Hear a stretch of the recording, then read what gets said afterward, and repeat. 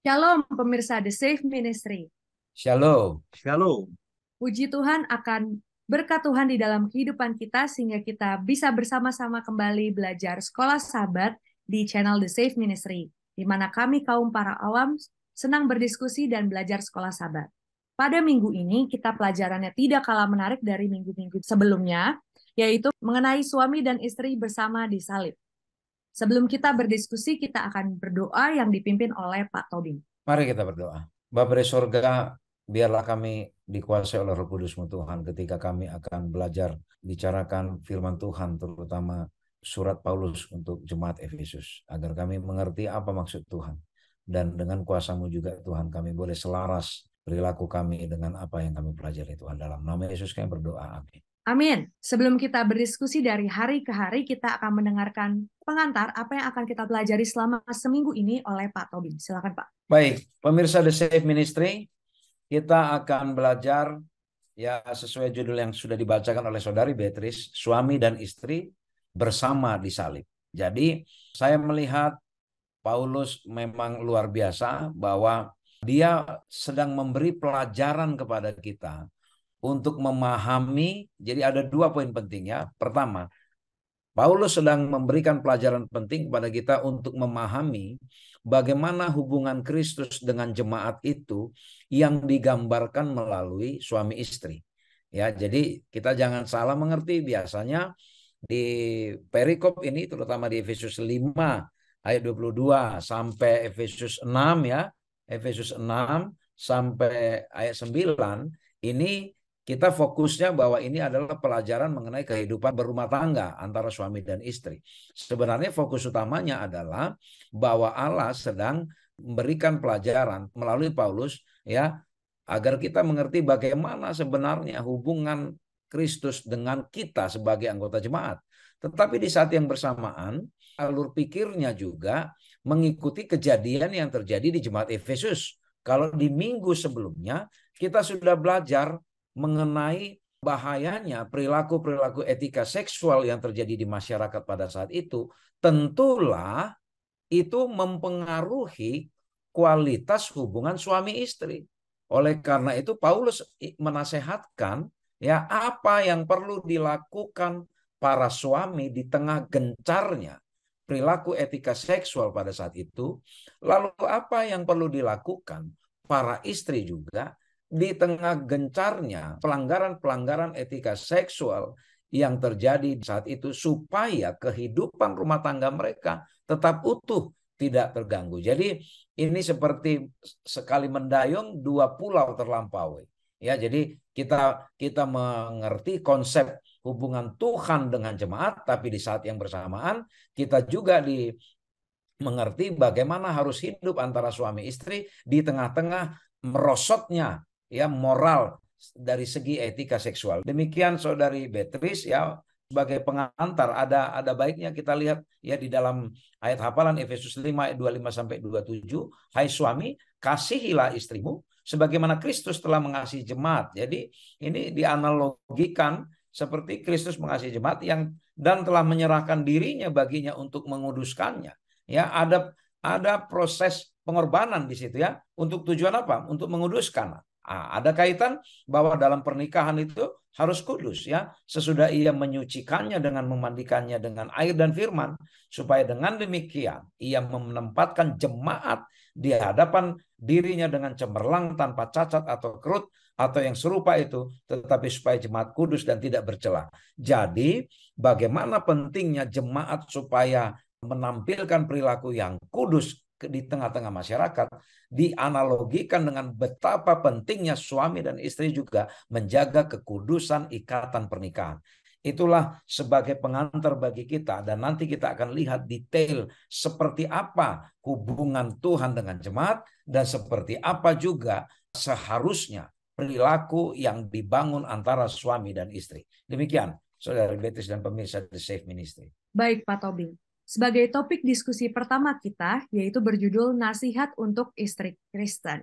Kita bisa minta Pak Tobing untuk bantu menjelaskan mengenai topik ini, Pak. Silakan. Jadi kita perhatikan ya bagaimana Paulus menyampaikan surat ini dari awalnya di Efesus 5 ayat 1 sampai 20, ya, lalu mengenai perikop hubungan jemaat yang digambarkan melalui suami istri, ya, itu dari ayat 22 dan seterusnya. Namun di ayat 21 itu ibarat sebagai penghubung, ya, ibarat sebagai penghubung. Apa itu dikatakan? Dan rendahkanlah dirimu seorang kepada yang lain di dalam takut akan Kristus. Inilah sebagai pengantar, ya, ini sebagai pengantar supaya apa? Ada sikap yang saling merendahkan diri sebagai sesama yang takut di dalam Kristus. Lalu secara spesifik di ayat 22, ya, di ayat 22 dikatakan, hai istri, tunduklah kepada suamimu seperti kepada Tuhan. Karena suami adalah kepala istri sama seperti Kristus adalah kepala jemaat. Dialah yang menyelamatkan tubuh. Jadi kalau kita tidak mengerti bahwa ayat ini sebenarnya seperti yang kita katakan tadi, bahwa Tuhan memberikan gambaran kepada kita bagaimana Tuhan mengasihi jemaatnya, ya. Kalau kita tidak memahami itu, ini seolah-olah bahwa kalau kita persepsi secara literal begitu saja, hei istri, pokoknya kamu harus tunduk kepada suamimu sama seperti kamu tunduk kepada Tuhan. Jadi seolah-olah menempatkan suami itu sama dengan Tuhan. Ya, jadi jangan dibalik, ya, jangan dibalik bahwa Tuhan sedang memberi pelajaran bagaimana sayangnya Tuhan kepada jemaat. Digambarkan melalui suami dengan istri. Jadi fokusnya bukan suami seolah-olah disamakan dengan Tuhan, tetapi Tuhan memberikan pelajaran kayak di dalam rumah tangga. Maka istri harus tunduk, dikatakan kepada suami, oleh karena Tuhan memberikan gambaran bahwa Tuhan itu ditempatkan seolah-olah di posisi sebagai suami. Dan dikatakan karena suami adalah kepala istri sama seperti Kristus adalah kepala jemaat. Jadi ini bukan berarti ayat ini menjadi tiket bagi para suami untuk sesuka hatinya kepada istri, untuk meminta kamu harus tunduk, dalam kondisi apapun kamu harus tunduk. Tetapi dikatakan suami-suami yang berperan benar-benar seolah-olah sebagai kepala jemaat, ya, sebagai kepala jemaat, itulah yang memang pantas dihormati dan istri harus tunduk kepada yang seperti itu. Ya, kita tidak mengatakan kalau suami yang tidak sebagai kepala jemaat tidak perlu dihormati, bukan seperti itu. Tapi artinya suami-suami janganlah menuntut istri untuk tunduk kalau kita sendiri tidak bisa menampilkan hidup seolah-olah sebagai kepala jemaat, tidak bisa hidup menampilkan kehidupan Kristus yang mengayomi, yang mengasihi istrinya. Siapa istrinya Kristus? Yaitu jemaat itu sendiri. Ya, jadi ini alur pikirnya supaya jangan ada salah mengerti, jangan dikira ini nanti tiket gratis bagi para suami untuk melakukan apa saja, yang penting istri harus tunduk. Ya, tapi ini adalah gambaran betapa krusialnya peran para suami yang disejajarkan dengan bagaimana peran Kristus mengasihi jemaatnya. Jadi para istri bertindaklah sebagai anggota jemaat yang mengasihi Allah sebagai kepala keluarga. Demikian Saudari Beatrice dan pemirsa The Safe Ministry. Baik Pak Tobing. Pak Fajar, judul pembahasan kita berikutnya mengenai gereja sebagai mempelai wanita Kristus bagian 1. Apa maksud dari pelajaran ini, Pak? Iya, terima kasih Beatrice dan pemirsa The Safe Ministry, ya. Gereja sebagai mempelai wanita Kristus, dari Kristus, ya. Jadi memang seperti yang dikatakan oleh para saudara Elvin bahwa ini tujuannya ada dua, yang satu tentang hubungan suami istri dan hubungan antara jemaat dan Kristus. Jadi dua-duanya boleh menjadi satu pelajaran, ya, menjadi satu pelajaran yang terbaik khususnya bagi Efesus dan khususnya bagi umat-umat Tuhan yang hidup pada akhir zaman ini. Nah, apa sih yang dimaksud dengan gereja sebagai mempelai wanita Kristus? Kita sama-sama baca dalam Efesus 5:25 sampai dengan 27 dan ayat yang ke-29, ya. Hai suami, kasihilah istrimu sebagaimana Kristus telah mengasihi jemaat dan telah menyerahkan dirinya baginya untuk menguduskannya sesudah ia menyucikannya dengan memandikannya dengan air dan firman, supaya dengan demikian ia menempatkan jemaat di hadapan dirinya dengan cemerlang, tanpa cacat atau kerut atau yang serupa itu, tetapi supaya jemaat kudus dan tidak bercela. Kemudian ayat yang ke-29, sebab tidak pernah orang membenci tubuhnya sendiri, tetapi mengasuhnya dan merawatinya sama seperti Kristus terhadap jemaat. Jadi Kristus itu mengasihi jemaatnya, diibaratkan seperti suami mengasihi istrinya, ya, mengasihi istrinya. Ada beberapa tujuan yang dimaksud dengan hubungan antara gereja sebagai mempelai wanita, kemudian Kristus adalah mempelai laki-laki. Yang pertama, Beatrice, yang pertama adalah mengasihi gereja sebagai mempelai wanita. Mengasihi gereja sebagai mempelai wanita. Kita tidak boleh lupa bahwa kita adalah pekerjaan hati bagi Yesus. Dan tentunya Yesus sudah mengasihi kita terlebih dahulu. Jadi ada mengasihi gereja sebagai mempelai wanita. Kemudian yang kedua, yaitu memberikan dirinya sebagai mahar. Memberikan dirinya sebagai mahar. Nah, Kristus adalah mempelai laki-laki, memberikan mahar. Memberikan mahar itu dalam bentuk mungkin materi, uang, dan lain sebagainya. Biasanya kalau dalam pernikahan khususnya di negara Indonesia, ada satu mahar, ya. Mungkin dalam bentuk uang, atau mungkin dalam bentuk baju, atau mungkin sesuatu yang lain. Nah, Kristus sebagai mempelai laki-laki, dia memberikan mahar itu kehidupan dia, hidupnya dia serahkan sendiri di atas kayu salib, bahwa itu adalah mahar yang paling paling berharga bagi mempelai wanita, yaitu jemaat Kristus itu sendiri. Jadi Yesus memberikan dirinya sebagai mahar yang patut kepada jemaat Kristus itu sendiri. Kemudian yang ketiga, memandikan mempelai wanitanya. Jadi Kristus itu sendiri, karena dia mengasihi jemaat, dia memandikan jemaatnya itu, mengkuduskan, menyucikan dengan baik, sehingga jemaatnya ini layak menjadi mempelai perempuan yang akan dinikahi oleh mempelai laki-laki, yaitu Kristus itu sendiri. Kemudian yang berikutnya adalah mengucapkan firman perjanjian. Nah, pembersihan ini dilakukan dengan firman. Ayat yang ke-26, ya. Coba kita lihat, untuk menguduskannya sesudah ia menyucikannya dengan memandikannya dengan air dan firman. Jadi Kristus mengucapkan firman perjanjian, yaitu kepada jemaat dia sendiri, supaya ada satu keterkaitan. Kemudian setelah disucikan, dimandikan, mengucapkan firman bersama-sama, mengucapkan satu janji bersama-sama untuk hidup bersama-sama. Dan yang terakhir adalah mempersiapkan dan menghiasi pengantin wanita. Pada saat mempelai wanita akhirnya dipersembahkan kepada mempelai prianya, dia sangat begitu cantik, kemudian tampil dengan kemegahan yang sempurna. Dan Kristus tidak hanya memandikan mempelai wanita saja, namun dia mempersiapkan serta menghiasinya.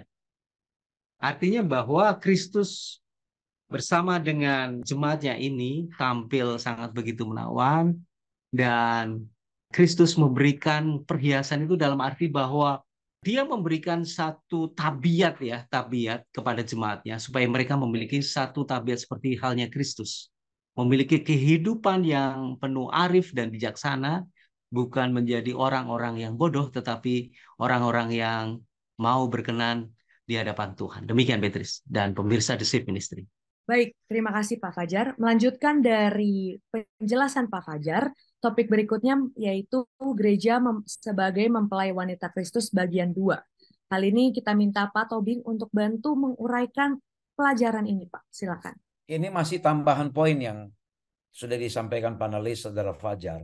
Poin ke-6 ya adalah mempersembahkan mempelai wanita. Jadi kalau kita perhatikan tadi dari yang sudah dijelaskan panelis Saudara Fajar, ini adalah urutan proses sebuah pernikahan, ya. Jadi mungkin akan jauh lebih baik lagi bagi kita kalau kita mengerti seperti apa tradisi proses pernikahan di daerah Timur Tengah dulu pada saat Paulus menulis surat ini, ya. Namun kalau kita lihat-lihat seperti kita pelajari tidak banyak berbeda dengan beberapa kultur budaya atau tradisi yang ada di negara kita juga, ya, di beberapa suku tertentu. Nah, di fokus kita di pelajaran ini adalah di Efesus 5 ayat 25 sampai 27 yang sekaligus merupakan ayat hafalan kita tadi itu, ya. Jadi dikatakan kalau di zaman kuno dulu itu, ya, ketika pengantin mempelai wanita itu mau dipersunting dan mau dinikahi, itu biasanya yang menyerahkan adalah seseorang yang dianggap orang terbaiknya. Apakah pria terbaik atau mungkin ayahnya sendiri, ya, ayahnya yang menyerahkan. Jadi tidak pernah diberikan langsung oleh pengantin pria. Nah, sepertinya kayaknya itu tradisi itu berlaku juga seperti sekarang. Biasanya kalau di gereja kita ada pernikahan, ada pertanyaan siapakah yang menyerahkan mempelai wanita ini. Lalu ada yang sebagai orang tua mengatakan kami sebagai orang tuanya, gitu. Kalau masih lengkap orang tuanya misalnya. Tapi mungkin juga kalau misalnya tidak lengkap, intinya adalah ada orang yang terbaik yang dinilai mempersembahkan, memberikan mempelai wanita ini. Jadi kita perhatikan kembali, ya, fokus kita adalah bagaimana Paulus sedang menggambarkan hubungan Tuhan dengan jemaatnya. Jadi kita lihat bahwa mempersembahkan mempelai wanita, ya, mempersembahkan mempelai wanita. Artinya Allah lah, ya, Allah Yesus sendirilah, ya, Yesus sendiri yang menjadi pihak yang menyerahkan mempelai wanita ini kepada siapa sebenarnya? Kepada dirinya sendiri. Dirinya sendiri siapa? Yesus sendiri sebenarnya, karena Yesus adalah kepala jemaat itu. Lalu di ayat 25 sampai 27 itu, ini kita analogikan seperti sebuah proses mulai dari pertunangan sampai itu dinikahi. Kalau kita perhatikan, ya, di ayat 25, ya, di ayat 25 Efesus 5 ayat 25 coba dikatakan, hai suami, kasihlah istrimu sebagaimana. Lalu di ayat berikutnya, yang telah menyerahkan dirinya bagimu. Jadi siapa? Ada mahar yang dipersembahkan, ya, ada mahar yang dipersembahkan dan terjadilah proses pertunangan. Jadi ayat 25 itu adalah seolah-olah seperti proses lamarannya, proses pertunangannya. Lalu ayat 26 ini persiapan untuk upacara pernikahannya sendiri. Di ayat 26 dikatakan untuk menguduskannya sesudah ia menyucikannya dengan memandikannya dengan air dan firman. Jadi disucikan, dimandikan, dibersihkan. Ya, ini proses kemana? Proses kemana? Di ayat 27, inilah proses saat pernikahan itu sendiri. Ayat 27 dikatakan supaya dengan demikian ia menempatkan jemaat di hadapan dirinya dengan cemerlang tanpa cacat atau kerut atau yang serupa itu.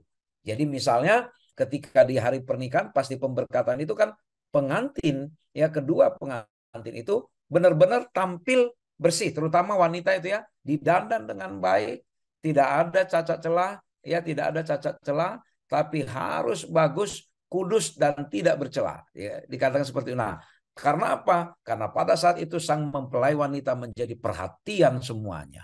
Itulah hari pernikahan itu, ya. Itulah hari pernikahan. Nah, artinya bahwa pada saat itu, ya, pada saat pernikahan yang akbar itu, ya, pada saat pernikahan yang akbar itu, maka sama seperti di proses pernikahan, lalu setelah mereka disucikan, mereka diberkati, maka laki-laki mengklaimlah bahwa dia adalah milikku.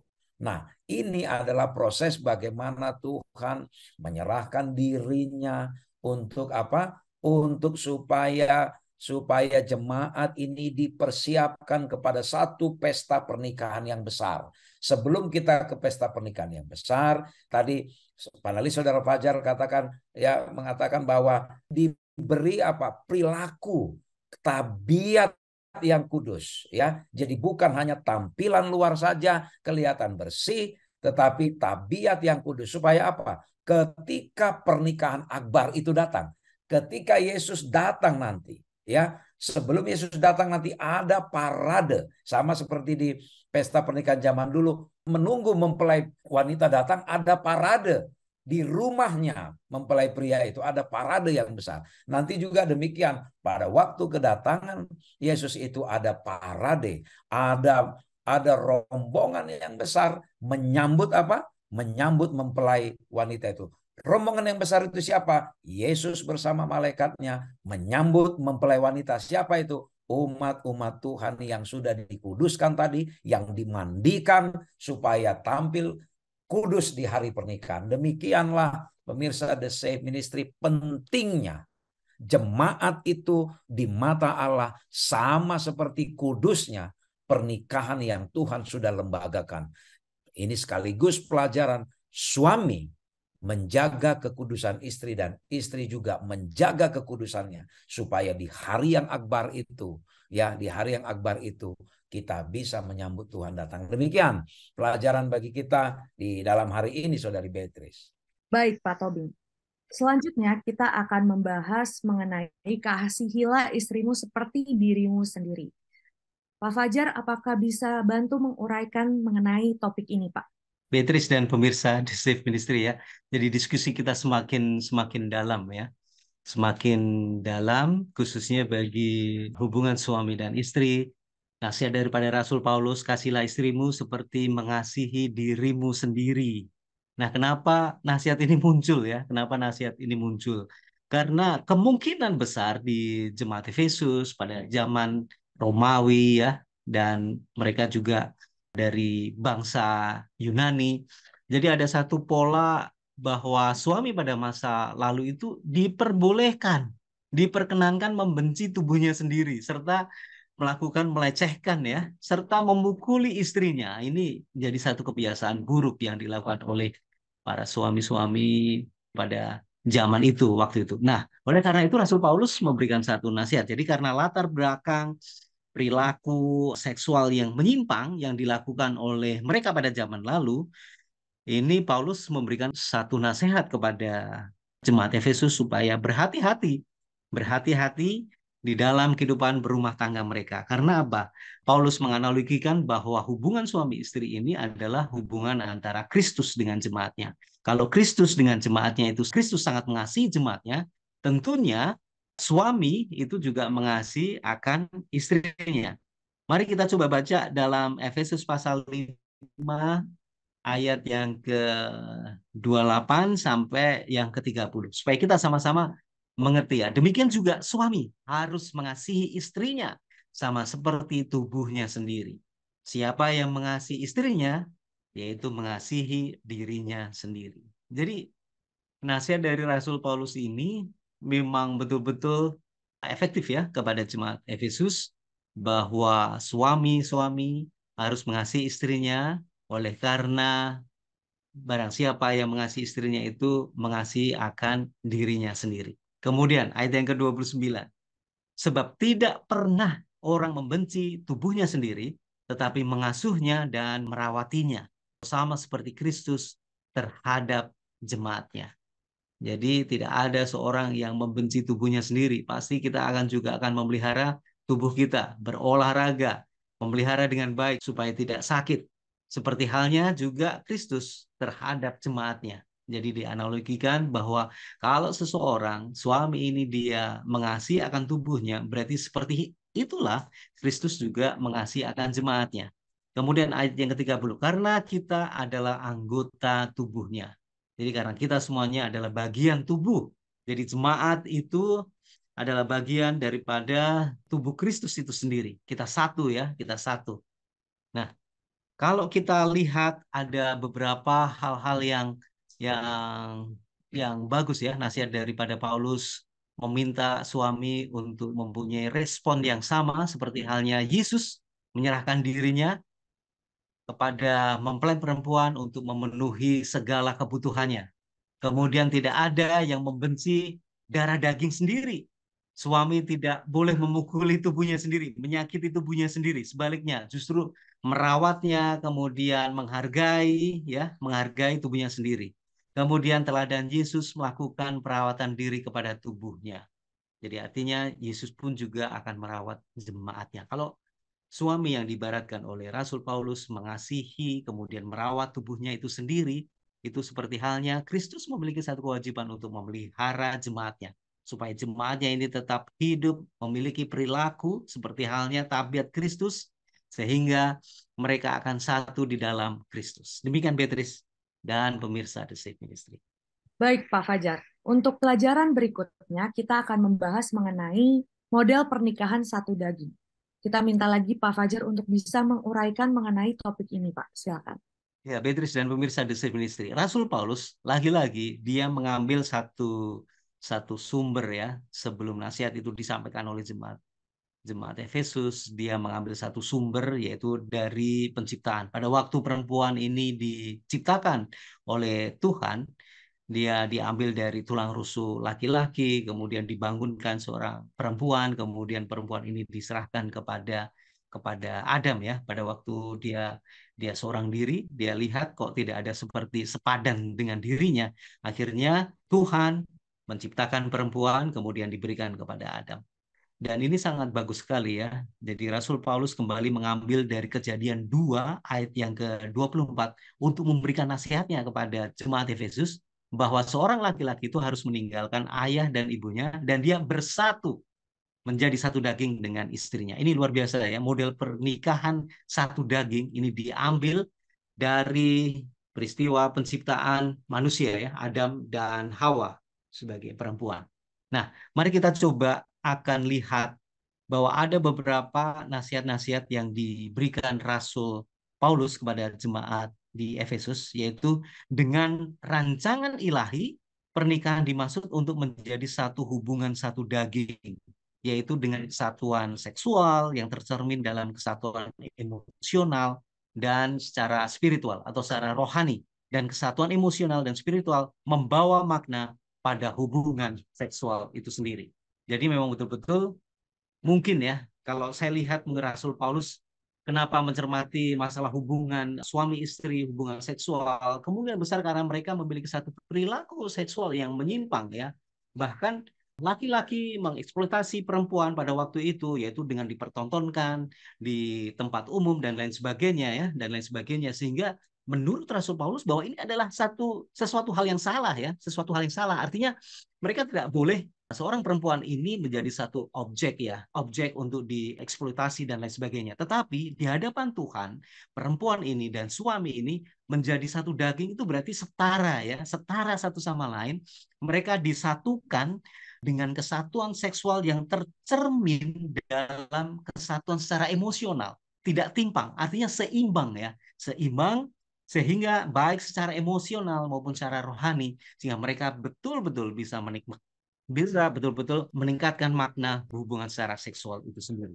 Kemudian, pada waktu kita melihat ya, Efesus pasal yang kelima, ayat yang ke-21 sampai 33 maupun Kejadian 2 ayat 24, ada sebuah teologi pernikahan dan seksualitas yang penting, yaitu berlawanan dengan budaya dan sesuatu yang dirancang untuk memperbaiki atau menangkal sesuatu yang berbahaya yang tidak kita inginkan. Rasul Paulus kembali juga mengantisipasi, memberikan tantangan bagi seluruh kaum laki-laki supaya memperlakukan wanita itu dengan baik ya.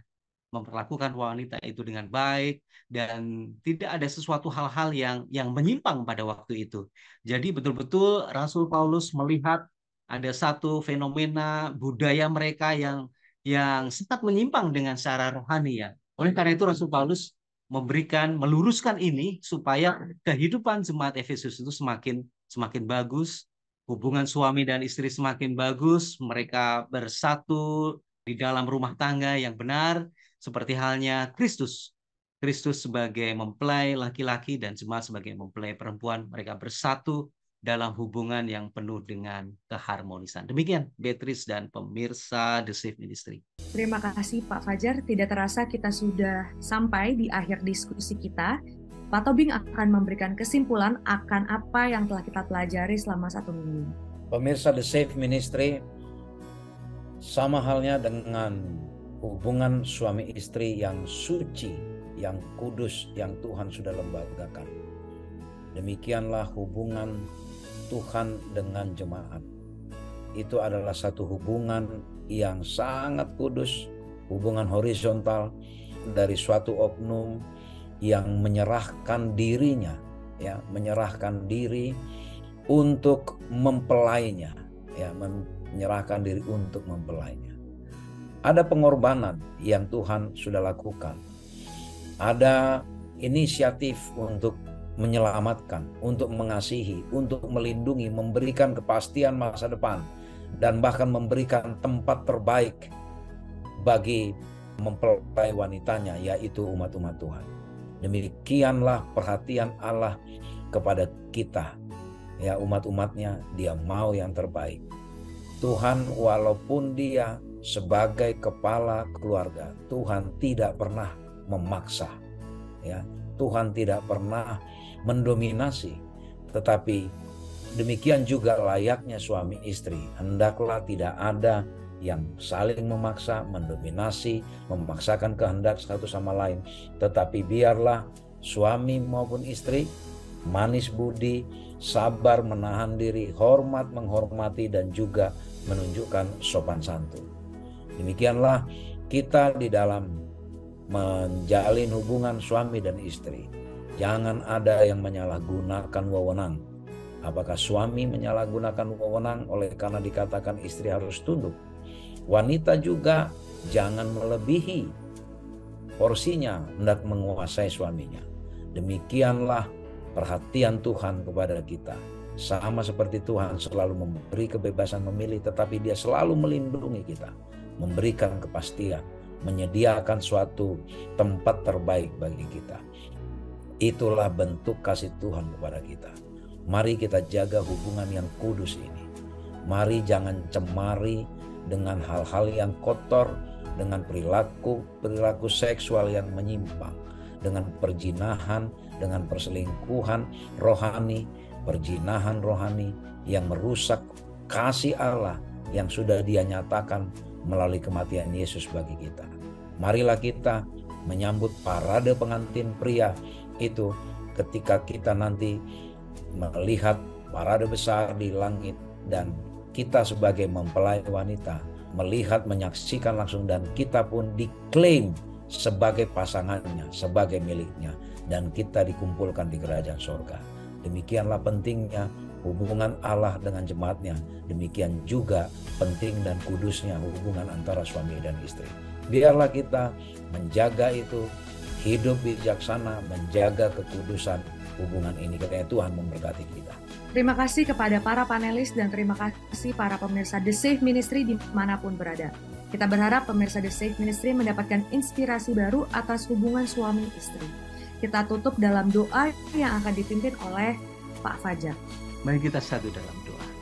Kembali kami datang menghadap Tuhan. Terima kasih atas berkat-Nya luar biasa, pelajaran yang terbaik bagi suami istri yang dilambangkan dengan bagaimana Kristus menjadi mempelai pria dan seluruh anggota jemaat sebagai perempuan. Ajari kami dapat menghitung hari-hari kami supaya kami akan nanti akan kedatangan Engkau yang kedua kali, sehingga kami dapat boleh melihat bagaimana kami dipersatukan dalam Tuhan, dalam kehidupan bersama-sama dengan Kristus di kerajaan surga nanti. Memberkati seluruh pemirsa The Safe Ministry dimanapun mereka berada.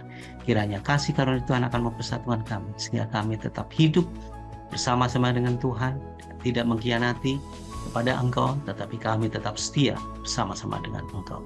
Doa yang tidak lain sempurna yang di Bapa kami serahkan semuanya di dalam tangan-Mu Yesus Kristus, penebus dan juru selamat kami. Amin. Amin.